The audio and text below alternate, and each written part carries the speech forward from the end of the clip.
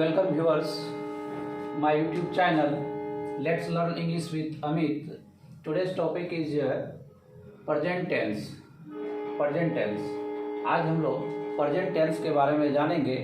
जैसा कि आप जानते हैं present का मतलब वर्तमान काल।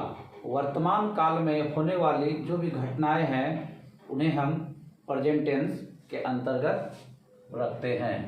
इसमें जो भी क्रियाएं घटित होती है, जो भी क्रियाएं परफॉर्म होती है, वह प्रेजेंट टेंस के अंदर आता है। हम लोग जो वर्तमान में जो कार्य कर रहे होते हैं उसे प्रेजेंट टेंस कहते हैं। यानी कि क्रिया कर्ता सब्जेक्ट, कोई भी सब्जेक्ट जो भी एक्टिविटी, जो भी एक्शन करता है वह प्रेजेंट टेंस के अंतर्गत होगा। यानी ये क्रिया आपको यह बताती है कि काम जो है वो वर्तमान समय में हो रही है।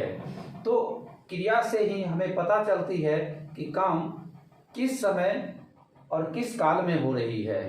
जैसे कि मैं एक बात आपके सामने रखता हूँ कि मैं खाता हूँ, तो खाने का काम अभी हो रहा है, मतलब खाने का काम अभी हो रहा है तो मैं खाता हूँ। वह पढ़ता है, सीता सोती है, बच्चे मैदान में खेलते हैं, मैं बाजार जाता हूँ। तो इस प्रकार का वाक्य प्रेजेंट इंडेफिनिट टेंस के अंतर्गत आता है। इंडेफिनिट मतलब प्रेजेंट मतलब वर्तमान, इंडेफिनिट मतलब अनिश्चित। मैं पढ़ता हूँ। जैसे कि एक वाक्य में लेता हूँ, मैं पढ़ता हूँ, मैं पढ़ता हूँ। मैं तो पढ़ता हूँ, लेकिन ये तो डिसाइड नहीं है कि मैं पढ़ता हूँ और ये काम कब तक चलेगा। पढ़ता हूँ लेकिन पढ़ता हूँ और कितना देर पढ़ूंगा ये मतलब अनिश्चित है। इसीलिए इस टेंस का नाम इंडेफिनिट रखा गया है। अगर फिनिट रहता, अगर फिनाइट रहता तो निश्चित हो जाता, लेकिन हमारा टेंस में क्या है, इंडेफिनिट मतलब अनिश्चित।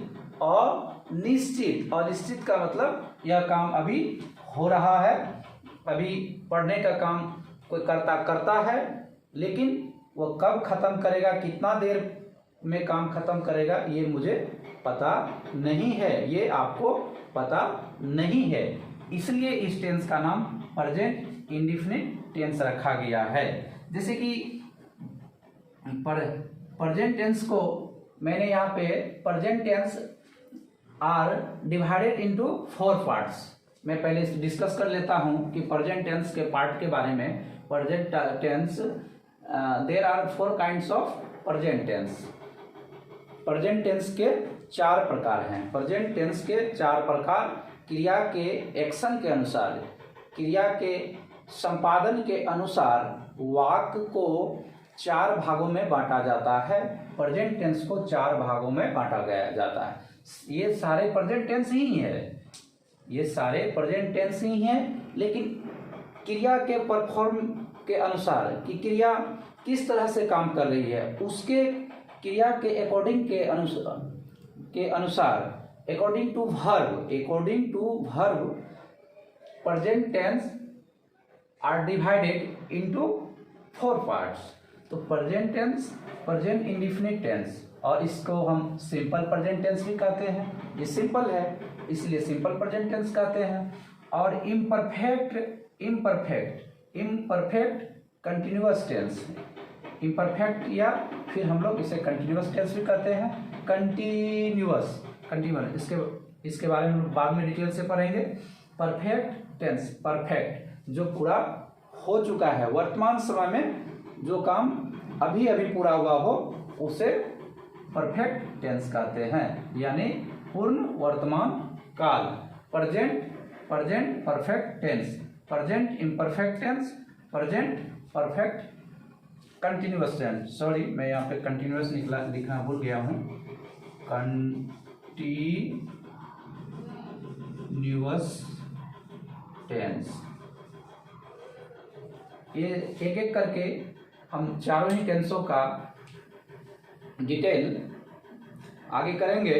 सबसे पहले हम लोग प्रेजेंट इंडेफिनिट टेंस को देखते हैं। इसका पहचान क्या है? पहचान है वाक्य के अंत में, बहुत ही मतलब सिंपल है इसका पहचानने का तरीका। ता है, ती है, तो है, ते हैं, तो इस प्रकार का ता, ते, ती, ते इस तरह से वाक्य के अंत में लगा हुआ रहता है। आप सभी जानते होंगे, I hope you know the recognization of this sentence present indefinite tense को किस तरह से स्ट्रक्चर को पहचानते हैं।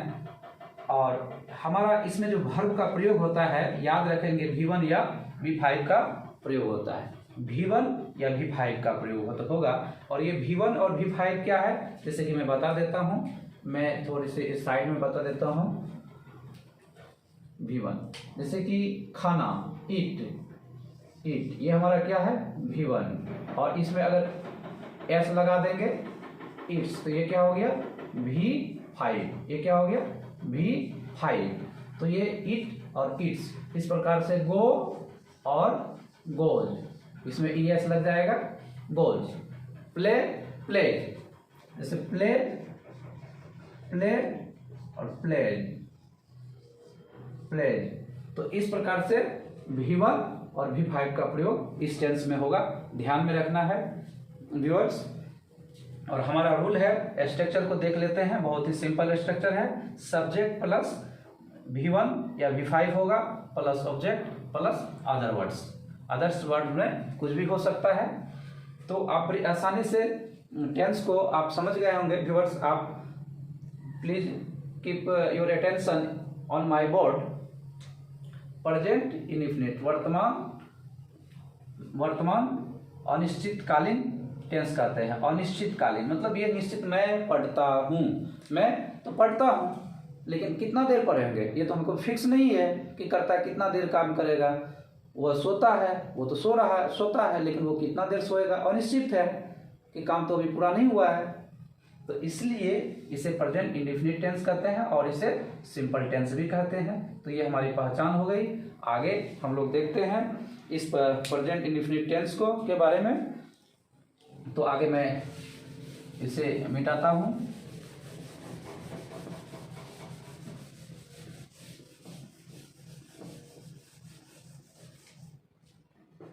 दोस्तों,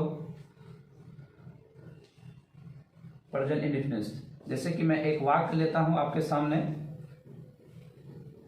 मैं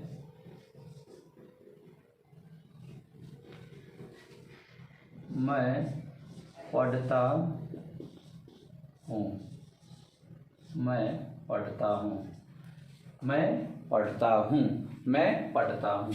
आई रीड, आई रीड। वह पढ़ती है, वह पढ़ती है, वह पढ़ती है, वह पढ़ती है। तो वह हम पढ़ती है मतलब ये हमारा स्त्रीलिंग है। सी रीड्स, सी रीड्स। तो यहाँ पे हम लोग एस लगाए हैं, क्यों? क्योंकि ये वह जो है हमारा कर्ता जो है, हमारा ये जो सब्जेक्ट है वह थर्ड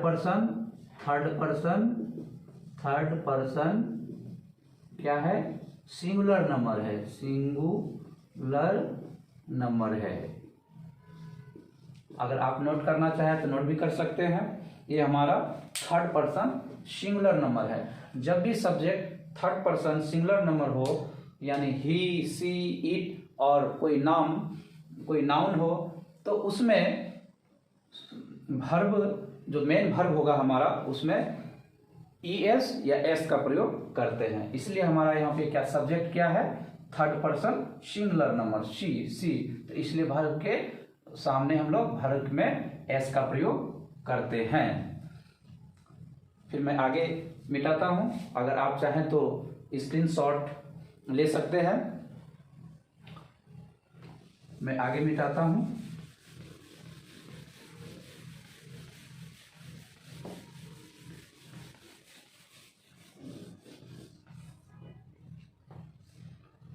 हमारा नेक्स्ट सेंटेंस है,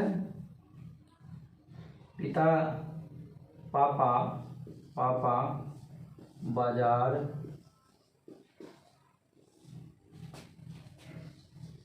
जाता है, पापा बाजार जाता है, पापा।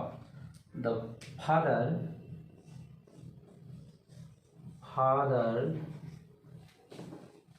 गोज, या फादर क्या है हमारा थर्ड पर्सन सिंगुलर नंबर है, गोज टू, गो के साथ हमेशा टू प्रीपोजिशन का प्रयोग होता है, go to market, go to market. Father goes to market. Sita खाना बनाती है, सीता खाना बनाती है, सीता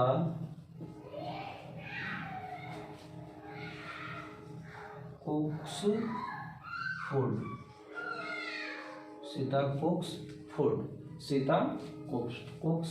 यहाँ पे सीता थर्ड पर्सन है, सिंगुलर नंबर है, इसलिए एस का प्रयोग किया गया है। सीता खाना बनाती है, सीता कुक्स फूड।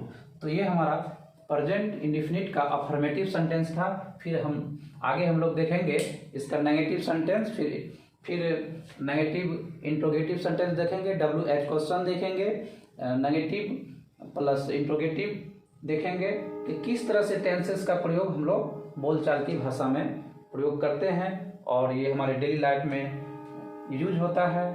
तो आप बड़ी आसानी से इस टेंस का प्रयोग करके I read, they play, she reads, she plays to play, she plays cricket, he goes to market, दे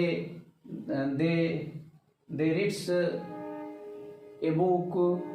तो इस प्रकार आप आज से और अभी से इस टेंस का प्रयोग कर आप इंग्लिश को बोलना शुरू कर सकते हैं। निश्चित तौर पर आप अगर इस टेंस का प्रयोग करते हैं without tense you can't speak English. Viewer, keep it your mind, without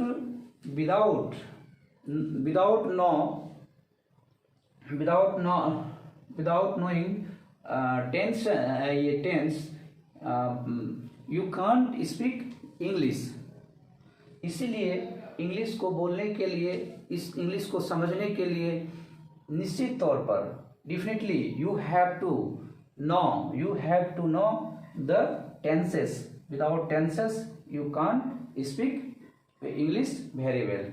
इसलिए एटलीस्ट आपको टेंस को जानना जरूरी होता है। जो ऊपर टेंस का रूल है, कहाँ पे एस, कहाँ पे ES का प्रयोग होता है, कहाँ पे V1, कहाँ पे V5 का प्रयोग होता है, ये सारे चीज़ों को जानना आपके लिए ज़रूरी हो जाती है इंग्लिश बोलने के लिए, लिखने के लिए, कोई भी न्यूज़पेपर को पढ़ने के लिए, बुक्स को पढ़ने के लिए, कोई भी नॉवेल्स पढ़ने के लिए इंग्लिश का टेंस को जानना बहुत ज़रूरी होता है। इसलिए व्यूअर, टेंस के एटलीस्ट हमारा जो मोटो है वो आप कैसे इंग्लिश बोल पाएंगे, हमारा जो टारगेट है कि आप कम समय में कैसे इंग्लिश को बोल पाएंगे। मुझे उम्मीद है कि आप अगर हमारे जो वीडियो हैं उसे अगर कंटिन्यू देखते हैं तो निश्चित तौर पर 1 मंथ या एटलीस्ट 1 या 2 मंथ में आप एटलीस्ट 50% इंग्लिश आप बोल पाएंगे। 50% से 60% इंग्लिश आप डेफिनेटली बोल पाएंगे। और कुछ एडवांस रूल है, उन्हें भी हम लोग को जानना होगा। जब आप इस प्रेजेंट टेंस को आप जब जान जाएंगे तो इस प्रेजेंट टेंस पे आने वाले सभी एडवांस स्ट्रक्चर को हम लोग फिर पढ़ेंगे। उसके बाद उस स्ट्रक्चर को पढ़ते हुए फिर हम लोग आगे बढ़ेंगे और आसानी से हम लोग we can speak English very easily if you work hard, if you practice more, you can be able to speak English very easily. So guys, you have to keep in your mind, without practice you can't be able to speak English. So if you want to learn, if you want to speak, you have to practice daily. You have to practice daily according to what am I What am I teaching you? What am I teaching you? You have to keep sharp watch on my lesson to understand